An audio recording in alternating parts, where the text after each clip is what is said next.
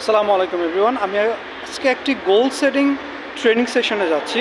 তো অনেকে মনে করেন যে আমাদের লাইফে আসলে গোল সেটিংটা কতটুকু প্রয়োজন। আমি বলবো যে আপনার লাইফটা আপনার কাছে যতটুকু গুরুত্বপূর্ণ এবং আপনার জীবনটা আপনার কাছে যতটুকু গুরুত্বপূর্ণ মনে হয়, গোল সেটিং আপনার কাছে ততটুকুই গুরুত্বপূর্ণ।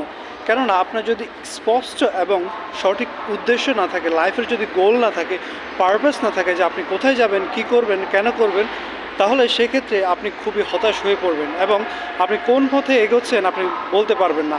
তাছাড়া আপনি তীরহারা নৌকার মতো এই দিক ওই দিক ঢেউয়ের মধ্যে ভাসতে থাকবেন।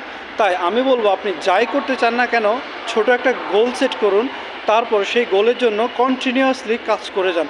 দেখবেন কিছু না হলেও একটা কিছু হবে অবশ্যই। কারণ আপনি যখন গোল সেটিং করে কাজ করতে থাকবেন তখন অবশ্যই আপনি নানা ধরনের পথ খুঁজতে পারবেন এবং অনেক পথ পেয়ে যাবেন।